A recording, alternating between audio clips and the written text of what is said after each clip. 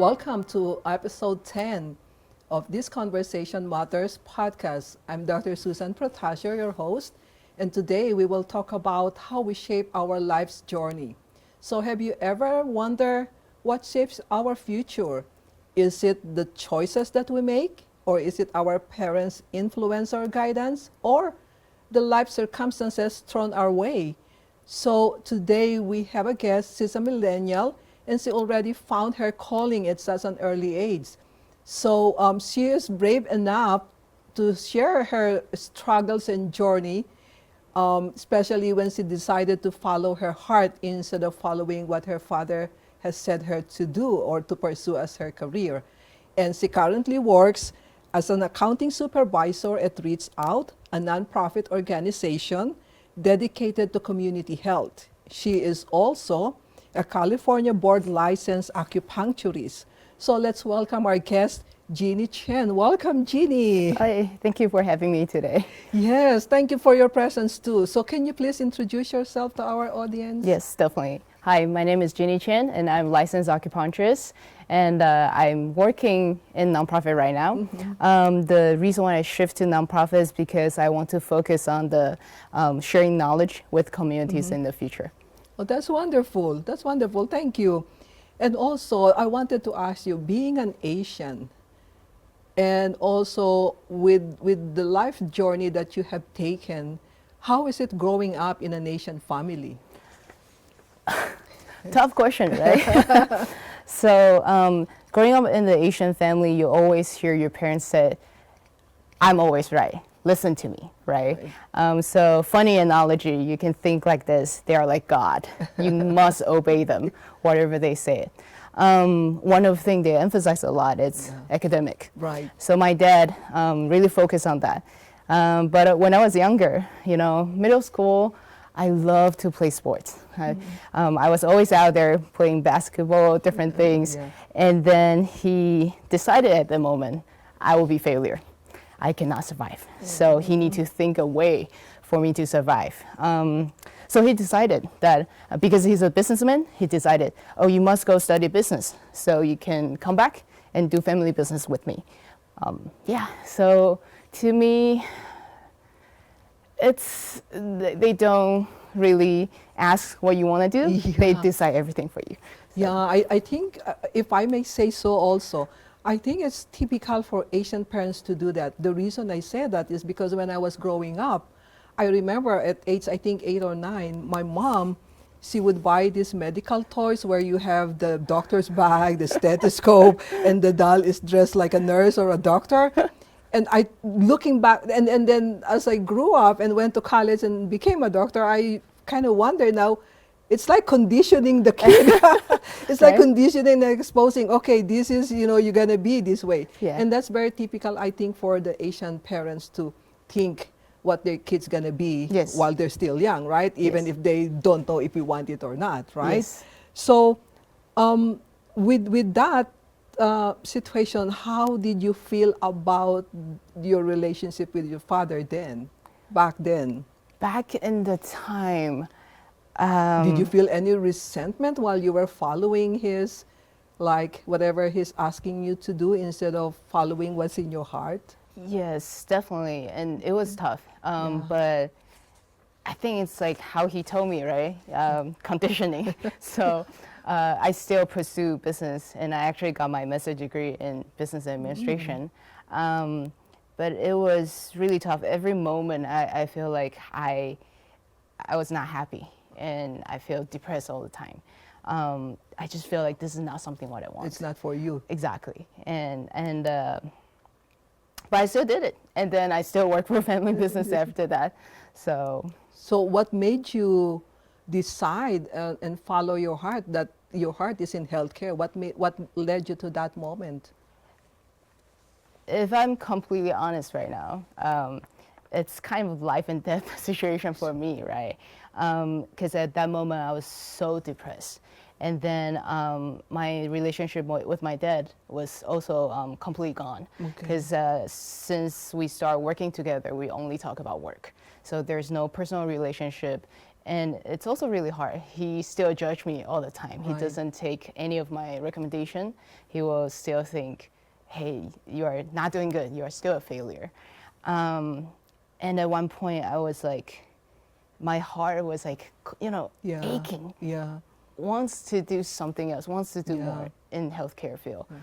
And then so I decided, no, I have to change. Otherwise, You won't I don't be know ha- where, You won't where be this happy. will lead me Yeah. to. Yeah, exactly. So that's the moment that you said, okay, now I really wanted healthcare. Yes, yes. So how did you break the news that say, hey, I'm gonna do healthcare? It was so tough. I can imagine. Yeah, it was so tough. I prepared myself days, all the speech, everything, how am I going to tell him Yeah. this, right? So finally, I was like, let's have a talk, I invite him to dinner and everything. And I just told him straight up, like, I want to, study acupuncture. Right away, his reply was, you will fail miserably. He said that you will never be successful and then you will come back, ask me to help you. I cried. I couldn't control myself at that moment. I cannot imagine that situation. I cried. And then, but I told him that that's rather, what you want, that's what you and want. I'd rather fail to do something I love than continue like this and lost my spirit. Right. So, and he pretty much just said that, well, if that's what you really want to do, you are on your own now. And that's the last time he visited me. You are a very strong lady, determined and very resilient. I would say so. But but I want to clarify something though. I mean, after so many years, we are trying to rebuild our relationship. Oh, that's good. I visit him now, so yeah. So that's good. So now, when you went to healthcare, how did you end up in acupuncture? What led you to go into acupuncture? The funny thing about this one is that a lot of people have very amazing story, right? One of my classmates said that her grandma was having like hunchback, and then with acupuncture treatment, she was able to stand up straight and function well. Yeah, and then a lot of this great story out there. Not my story. It's always the boring one. So one day I was talking to my friend about how unhappy I was, and then how much I still want to go into healthcare field. Okay. But also I feel stuck because at that time I'm very close to late 20s and feel like I don't know if I have the courage to go through pre-med, medical school and those kind of things. And she was like, how about acupuncture? At that moment I was like, let me think about it. But what really changed my mind to check acupuncture out was one night. It's a little bit embarrassing, sorry. I had a severe food poisoning. Okay. And I couldn't sleep. I was like having severe diarrhea, severe stomach ache, couldn't even lie down. And that moment I was like, how about this? Let me search online because I heard they can use pressure to do like acupuncture, right? So I was like, let me search online, see if I can get some help because I couldn't drive myself to urgent care either. And I searched online, I found some information and I just pressed on those points, 10 minutes. The pain reduced. I was able to lie down and sleep. And the next moment I was like, I need to check acupuncture out. Yeah. This is something amazing. And the first class really changed my mind. The first acupuncture class I took, before I know about this, I always thought that this is probably not scientific. This is too traditional, right? But after I studied, and then I learned that this is very scientific. It is. There's a basis for the use of that acupuncture thing. And the most amazing thing is a different approach. Acupuncture view person as a holistic. So how we can treat a person as a whole, that really attract me to and that's how you ended up in that. Yes. So when you were enrolled now in acupuncture, so how did you feel like being independent and no longer, following whatever your dad's suggestion is? How did you feel at that time? very scary. Very scary. And also, you know, part of the financial side, right? Because Right. I was working with my dad, Yeah, and then yeah, now yeah, I literally yeah. just break away Yeah. from him. And then one of the thing it's very interesting. He kept like he would told me that I would not be successful, right? Yeah. I wouldn't find a job. So it does hinder me a lot to go out there and see if I could even handle anything, right? yeah. But It- I found a way. it scared you to explore because of that constant saying you will fail, Yes, you yes. know? So, But you know, surviving mode, yeah, right? yeah, Like yeah. I And have to find a way because, yeah, yeah, because you're since at that crossroad, okay, do I turn this way to his side or do I turn my own side? exactly. You know, you Yeah. are like, okay, where do I go? Yes, But that's the beauty of allowing yourself to explore, yes, because by doing that, it gives you you found your calling and it gave you joy. yes, It gives you life of what you're looking for, and I yes, think that's the most important part in it. And I like what you said, that it's better that you tried.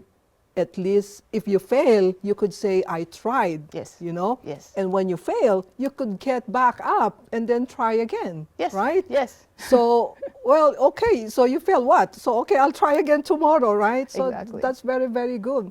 So from that situation that you had, what insight can you share with us being in an Asian family, you know, like parents, children, relationship wise? Any insight or any wisdom that you got from that situation? Oh, yes.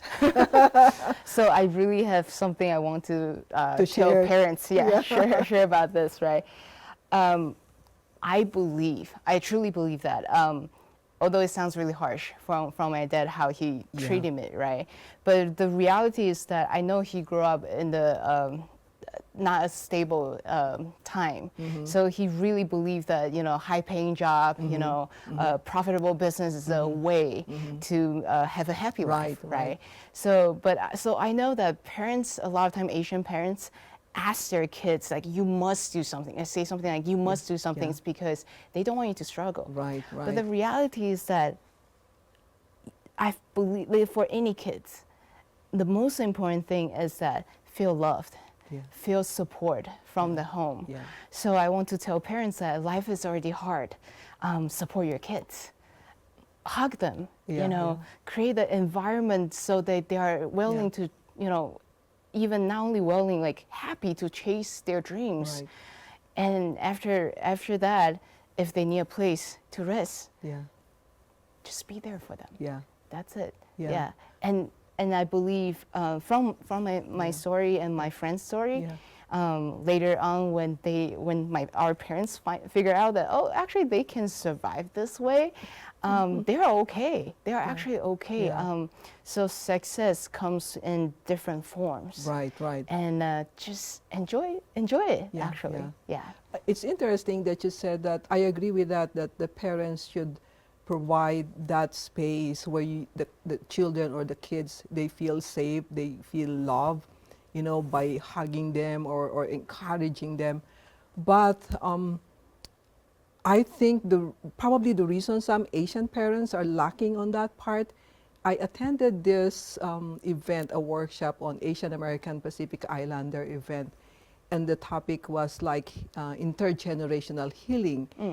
And the reason that was the topic is because the Asian parents way back, they're not very open to saying I love you or you know, I care about you. Yes. Or you know, they're not, they don't know how to say it probably.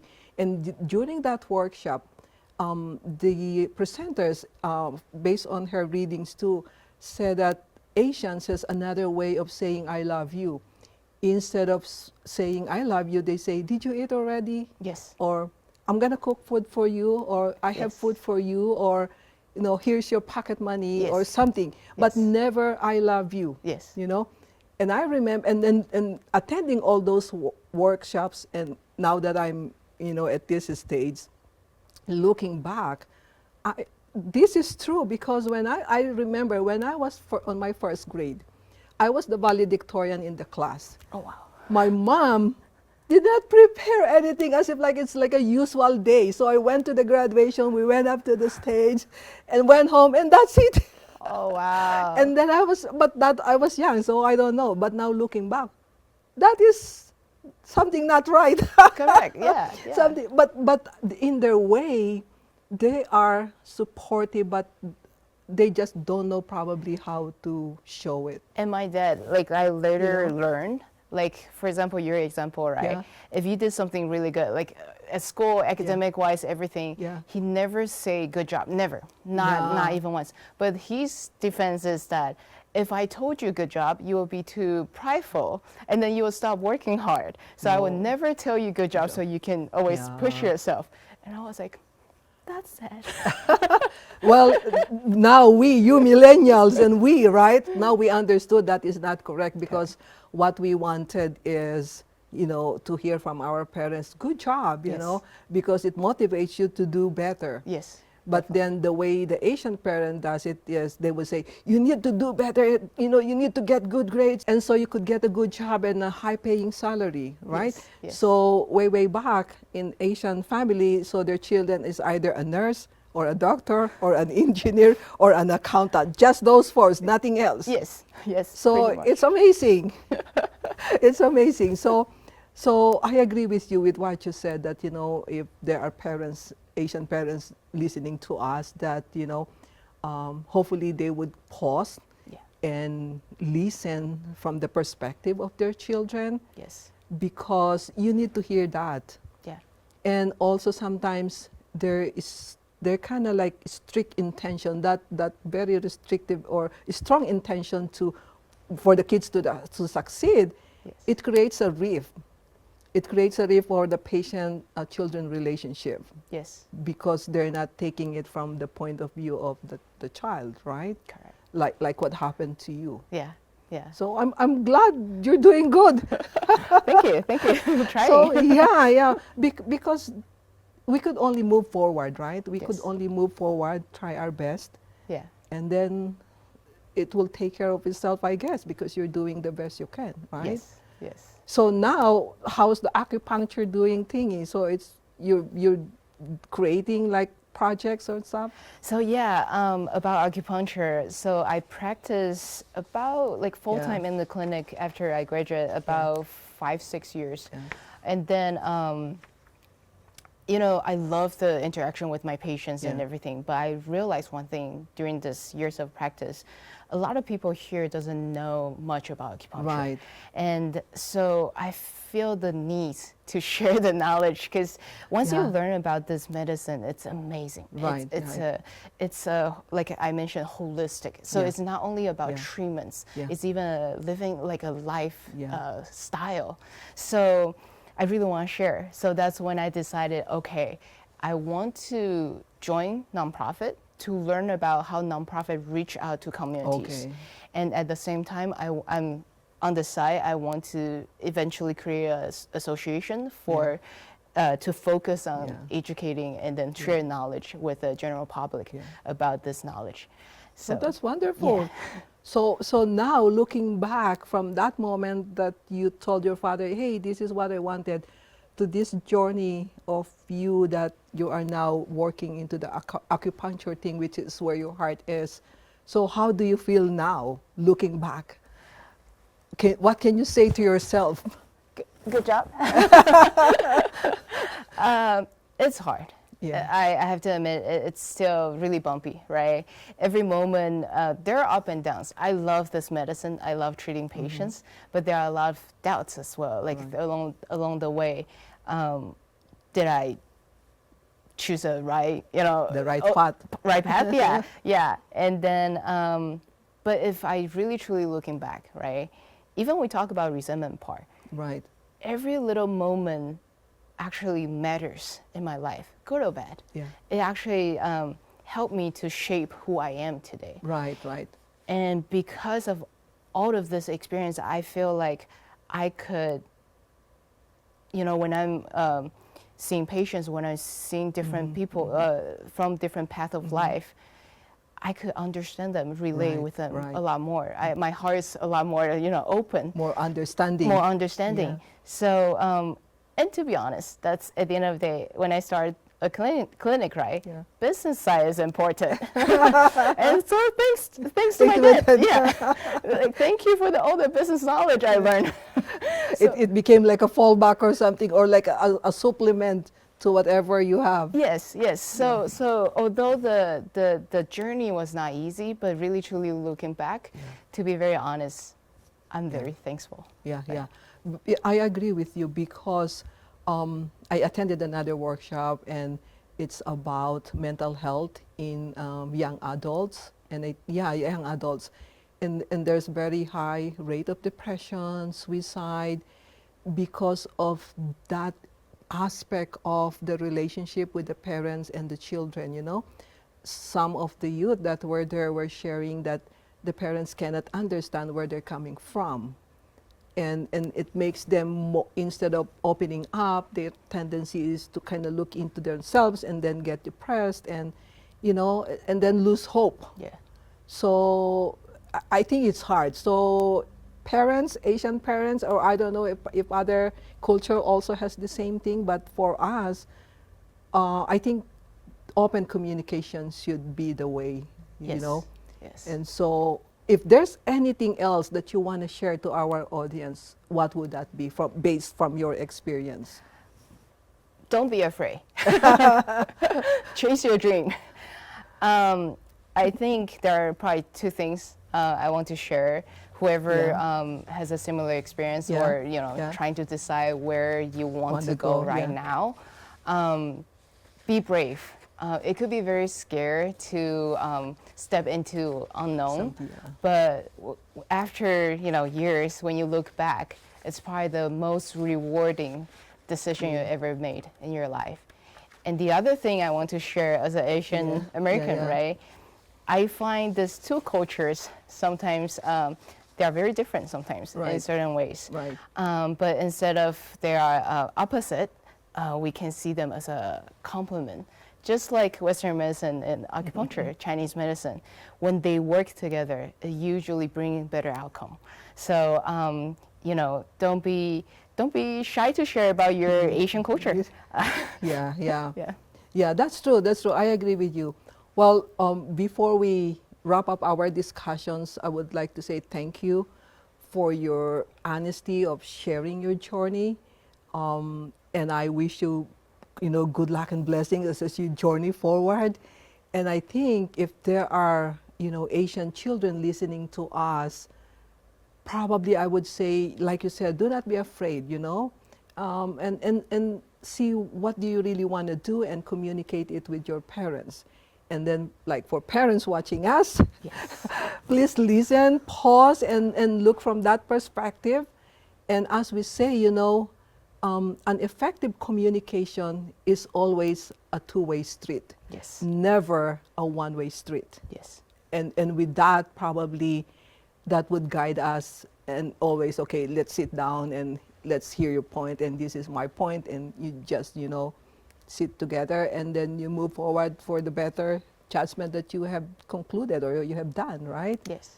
Although I think that's idealistic, but it can happen. Yes, it can definitely. happen. It's possible. It Yeah. has the two sides, the parents and the kids, has to Yes. meet somewhere, right? Yes, definitely. So yeah. thank you. I really appreciate it.